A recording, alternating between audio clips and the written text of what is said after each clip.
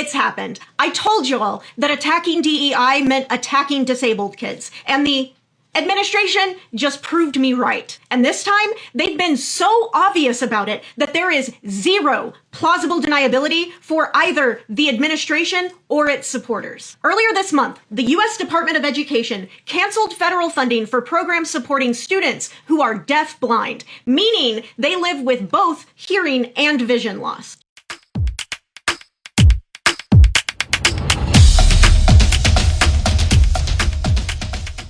So our president has defunded educational program for the deaf and blind. I don't think people understand how important it is for the deaf and blind to have these educational programs. But let's take a look at how this all started. There's like an A, B, C, D. Deaf-blind project director Lisa McConaughey says potential federal cuts to their program would be devastating. This is where they do hearing evaluations. For the past 3 years under Portland Public Schools, the project has helped more than 100 children with a wide array of access and learning challenges. And the Deaf Blind Project is there to help them be in their schools, to help school districts understand how to teach literacy, how to teach math, how to teach self-independent skills. We have a village, and this Oregon Deafblind Project has given us a village to be able to support each other and help each other. Candace Elliott's daughter Serenity is deaf and mostly blind. They taught me to communicate with her so that she knows what's coming, she knows what's going to happen to her. That helped me communicate with, teach doctors how to work with her and how to work with me. The letter from the U.S. Office of Planning, Evaluation, and Policy Development arrived last Friday. It said the U.S. Department of Education has determined not to continue the 5-year federal award for the Oregon Deaf-Blind Project. Writing, the project provides funding for programs that reflect the prior administration's priorities and policy preferences and conflict with those of the current administration. In particular, the letter mentions Portland Schools' plan to establish a Center for Black Student Excellence, which the Fed said was mentioned in the school district's application for grant funding. The Center for Black Student Excellence doesn't have anything to do with the Deaf Blind Project. And honestly, I don't really even know much about that initiative in Portland Public. A reporter from ProPublica, who helped break the story on the program cuts, says this is bigger than just Oregon. The programs that are affected are in Oregon, Washington, Wisconsin, and a group in New England that represents 5. The programs are all pretty much the same across the country, which I think made it all the more puzzling why these 4 out of all of them. McConaughey says they have until Thursday to convince the federal government to spare the program. And now is taking away their access to education. And why is he doing that? Well, according to the letters his administration sent to deaf-blind programs in 8 states, funding programs for such a specific population as deaf-blind kids is a, quote, conflict with the department's policy of prioritizing merit, fairness, and excellence in education. Let me repeat that. They are claiming that funding special education for profoundly disabled children is a conflict with their prioritization of merit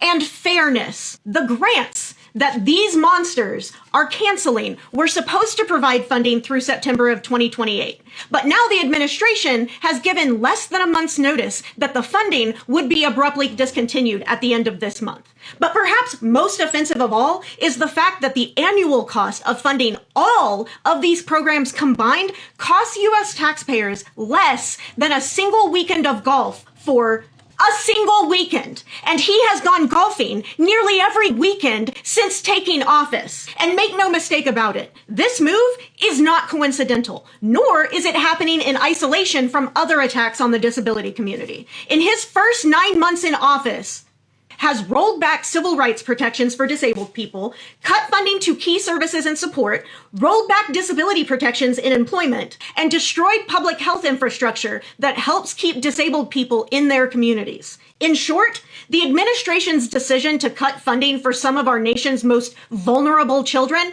is yet another step in their ultimate plan to disappear disabled folks from public life altogether. Players, this is despicable and disturbing. So if there is any way for this administration to reach a new low, they're definitely going to find it and try it. According to a new article by ProPublica, Linda McMahon, the Frumpy Dump administration, has pulled funding from deaf and blind kids. Y'all, it's ridiculous and a hot boo boo shitty mess. Let's talk. So the Department of Education, headed by Frumpy Dump's DEI hire Linda McMahon, has halted funding for programs that support students with combined hearing and vision loss in 8 states. They don't deserve the program in the states that Frumpy Dump doesn't like. I declare, honey. It's a disgrace. So the programs targeted by the Education Department are in Wisconsin, Oregon, Washington, as well as New England, which served by a consortium for Massachusetts, Maine, Connecticut, New Hampshire, and Vermont. Now, the programs cost a little over $1 million in federal funding a year, and they were expected to continue until September of 2028. However, the Education Department spokesperson issued a statement citing concerns about divisive concepts and fairness in the programs in just those 8 states. Now, these programs are a part of a national network of organizations for every state, providing training and resources to help families and educators support students who are deaf and blind, a condition known as deaf blindness that affects the ability to process both auditory and visual information. Now, those students often have significant communication challenges and need specialized services and schooling.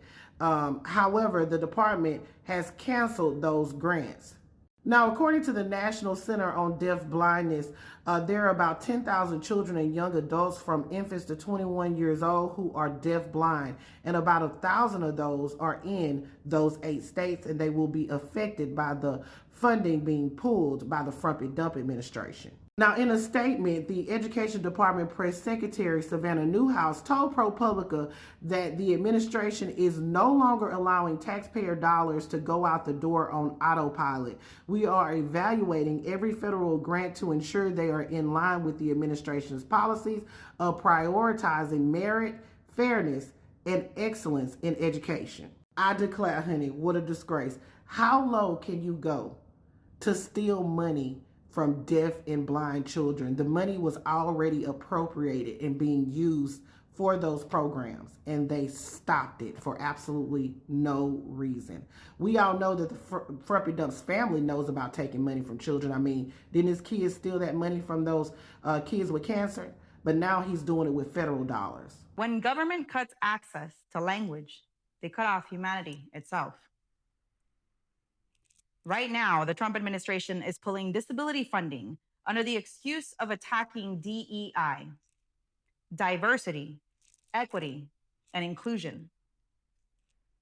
But this isn't about words. It's about life, education, and survival for thousands of families. In Oregon alone, more than 4,000 families in rural areas are losing support through the Central Oregon Disability Support Network. Nationwide, 8 states lost grants that serve deaf and blind students. A little over $1 million a year in programs that train teachers, provide interpreters, and help families navigate special education for families who already struggle. These cuts are catastrophic. Why this matters?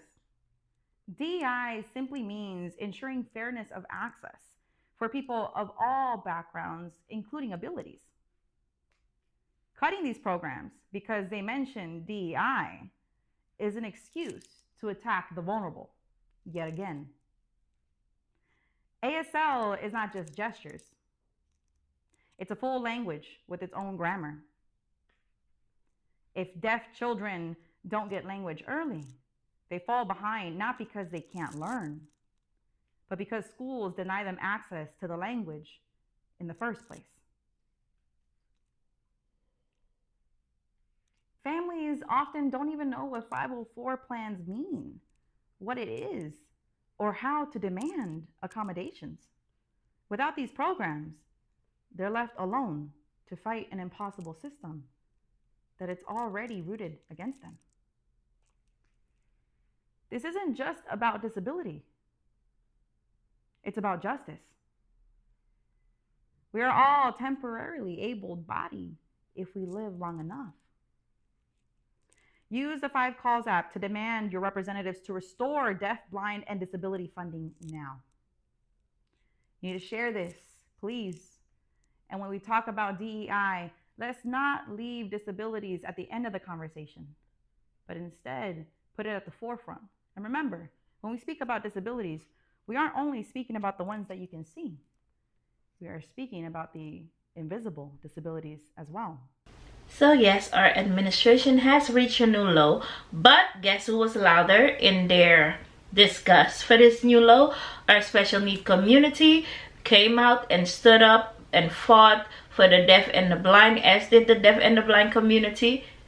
And here is the result of that, which I'm proud to show you. I have some good news related to education and students with disabilities. The Department of Education has decided to reverse its decision to defund programs for deaf-blind students. Yeah, that's right. The decision was a direct response to the public outcry and the advocacy efforts made by so many Americans who were not happy with the fact that the Department of Education would be shutting off funding for such important programs for kids. There is a downside to this decision, and the organizations that had been receiving the funding and had grants that would go through 2028 still will not be receiving it. So those are the organizations that were dispersing the funding. The Department of Education has determined to use the funding to go through a different organization. However, the funding will still be there for the deafblind students. So I wanted to share this. I will provide more information, so follow along to learn more about Department of Education's decision and everything else related to disability. Peace. So I'm proud that they have reversed their decision and that the public outcry outweighed their decisions, because that backlash wasn't pretty. Let me know what you think in the comment section below, and I'll catch you in the next video. Bye.